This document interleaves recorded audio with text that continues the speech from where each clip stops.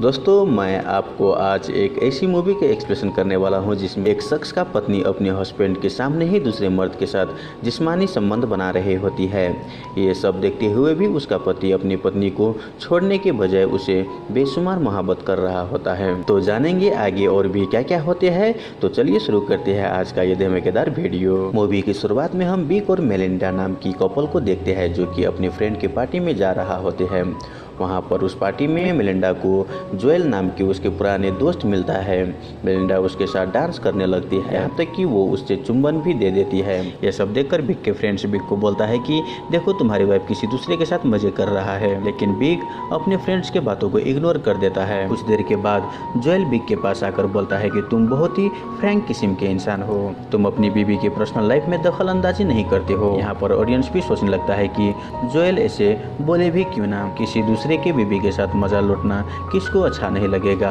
Joel की बात सुनने के बाद बिक बोलता है कि तुम मेलिंडा से दूर रहो, नहीं तो मैं तुम्हें भी मार दूंगा, जैसे कि मैंने उसके पिछले बॉयफ्रेंड मार्टिन को मारा था। यह सब सुनकर जोएल चौंक जाता है और वो वहाँ से भाग जाता है। वहीं पार्टी खत्म होने के बाद वो दोनों अपने घर आ जाते हैं। उन दोनों का एक बेटी भी होता है जिसका नाम ट्रिक्सी होती है। वहीं बिक और मेलिंडा पति पत्नी होने के बावजूद एक दूसरे के साथ नहीं सोते हैं और मेलिंडा अपनी हस्बैंड से अलग होने के लिए प्लान बनाती रहती है। वहीं ट्रिक्सी अपनी पेरेंट्स के झगड़ा के बारे में अच्छी तरह से समझती है। अगले दिन बिक के फ्रेंड बिक से बोलता है कि क्या तुमने मार्टिन को सच में मारा था। यहाँ पर मैं आपको बता दूं कि जोएल सबको बोलता है कि बिक ने ही मार्टिन को मारा है। मार्टिन बोलता है कि नहीं, मैंने उनसे झूठ बोला था। यह बात उसके वाइफ मेलिंडा को भी मालूम चलता है। बिक उनसे भी माफी मांगता है और बोलता है कि मैंने सिर्फ उसको डराया था, लेकिन उसकी वाइफ नहीं मानती। तब जाकर बिक बोलता है कि कोई बात नहीं, आज शाम को उसे डिनर पर बुलाओ, मैं उससे माफी मांगूंगा। मेलिंडा उसे डिनर पर इनवाइट करती है।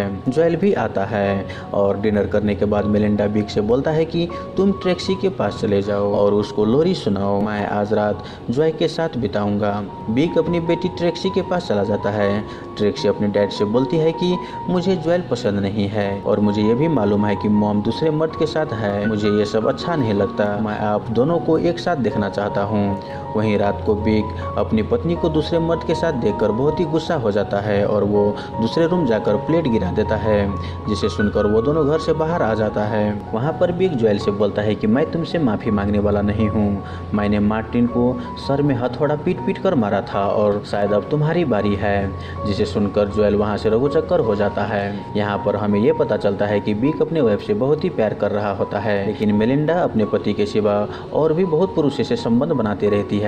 बिक ये सब जानता है, लेकिन वो अपनी पत्नी को छोड़ना नहीं चाहता, बल्कि अपने वाइफ के बॉयफ्रेंड्स को डरा धमका कर भगाते रहता है। वहीं अगले दिन वो दोनों फिर से एक दोस्त के पार्टी में जाते हैं, जहाँ पर बिक को डॉन नाम का एक शख्स मिलता है। उस पार्टी में मेलिंडा अपने हस्बैंड के दूसरे लड़की के साथ डांस करते देख उसे जेलसी फील होने लगता है, जिसके कारण पार्टी से घर आकर वो अपने हस्बैंड के साथ जमकर घपाघप करती है। कुछ दिन के बाद बिक को मालूम चलता है कि मेलिना पियानो सीख रही है और उनका नया बॉयफ्रेंड वही पियानो टीचर चार्ली है। एक दिन मेलिंडा पूरी रात घर नहीं आती है। सुबह को घर आने पर बिक उसे पूछता है कि तुम रात भर कहाँ थी। मेलिंडा भी बोल देती है कि मैं चार्ली के साथ थी और हम रात भर जमकर घपाघप किया, वो भी नया नया स्टाइल से। यह सुनने के बाद बिक बोलता है कि तुम्हें शर्म आना चाहिए, तुम्हें मालूम होना चाहिए कि हमारे एक बेटी है। मेलिंडा बोलती है कि तुमको फैमिली बनाना था, मुझे नहीं, मैं तो ऐसे ही ओपन रहूंगा। यहाँ पर उनके रिश्ते बहुत ही खराब होने लगता है। कुछ दिन के बाद देखते हैं कि बिक और मेलिंडा एक और पार्टी में होते हैं, जहाँ पर चार्ली भी आता है।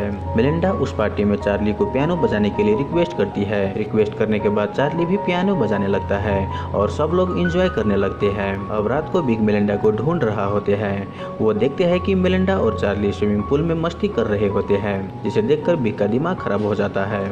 कुछ देर के बाद वर्षा होने लगता है, जिसके कारण स्विमिंग पूल से सब लोग बाहर आने लगते हैं। वही मौका देखकर बिक चार्ली को पानी में डुबाकर मार देता है और वो ऊपर पार्टी में आकर नॉर्मल होकर एंजॉय करने लगता है। कुछ देर के बाद मेलिंडा चार्ली को स्विमिंग पूल में मरा हुआ देखकर चिल्लाने लगती है। वहाँ पर पुलिस और डॉक्टर आते हैं। पुलिस सबसे पूछताछ करता है, लेकिन उनको कुछ खास जानकारी पता नहीं लगता और वो डॉक्टर चार्ली को पानी में डूबने से मरा हुआ है ये घोषित कर देता है। वहीं डॉन को बिक पर शौक होने लगता है, क्योंकि लास्ट टाइम चार्ली के साथ बिग को स्विमिंग पूल में डॉन ने देखा था, इसीलिए वो बिग के ऊपर एक जासूस लगा देता है। बिग को भी शक होने लगता है और वो एक दिन उस जासूस को मेलिंडा के साथ देखता है, जिसके बाद उसे ये पता चलता है कि मेलिंडा ने डॉन को कुछ पैसे देकर एक प्राइवेट जासूस हायर करके बिग के पीछे लगाई होती है। इतना सब होने के बाद भी मेलिंडा नहीं रुकती, वो एक नया बॉयफ्रेंड बना लेती है जिसका नाम टोनी होता है। यहाँ तक कि मेलिंडा टोनी को अपने घर में भी इनवाइट करती है और रात को टोनी के साथ काफी इंजॉय कर रही होती है। ये सब देखकर बिग का पारा गर्म हो जाता है।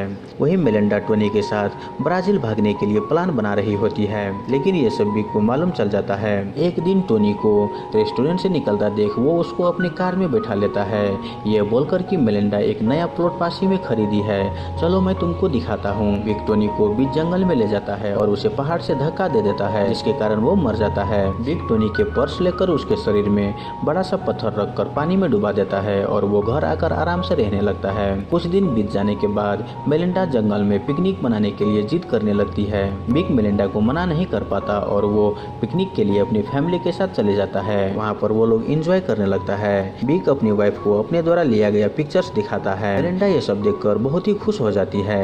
वो बिग को बोलती है कि तुम बहुत ही अच्छे इंसान हो, तुम मेरे बारे में सब कुछ जानते हुए भी तुम मुझसे प्यार करते रहे, सच में तुम बहुत ही ग्रेट इंसान हो।